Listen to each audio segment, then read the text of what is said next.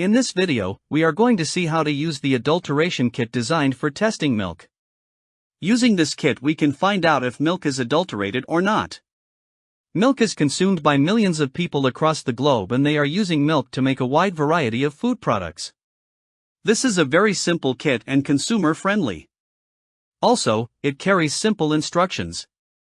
Anyone can use this kit and it is quite easy to use. This kit is designed to find the presence of some common adulterants used in the milk. This kit contains 4 plastic vials with cap, and a vial is kept separately in a plastic bag along with a pH paper which is used to determine the pH of the milk. These plastic vials contain reagents which are used to detect the presence of urea, neutralizer, boric acid, starch and detergent. These are common adulterants in milk. Also, this kit contains an instruction sheet. It says how color changes if adulterants are present in the milk. Instructions are printed on the kit as well. This kit cannot be used more than once.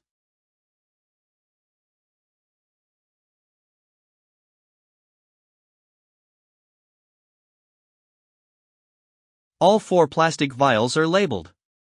Hence, we can easily say which one should be used for testing urea, neutralizer, boric acid, starch and detergent. To take a few drops of milk for testing, a small dropper is provided. Using it, you can take a few drops of milk for each test. For all these tests, I'm using the boiled milk. Let's do urea test first. Add a few drops of milk to vial containing a reagent to detect urea and shake it vigorously. If urea is present, it changes yellow to green in color. Otherwise, it is pale yellow in color. But I don't see any color change here. It doesn't show the presence of urea though. Next, the test for the presence of neutralizer. Neutralizers are usually basic in nature and are added to milk to regulate the acidity of the milk. When I add a few drops of milk to the reagent provided for detecting neutralizer, it turns pink. It shows the presence of a neutralizer in milk.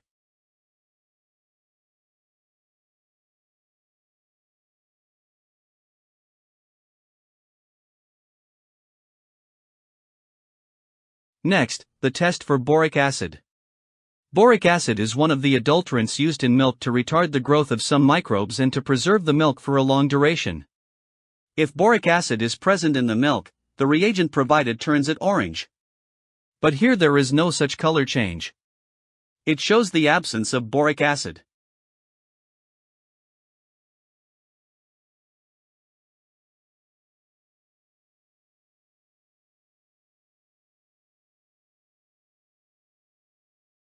The penultimate test is starch test.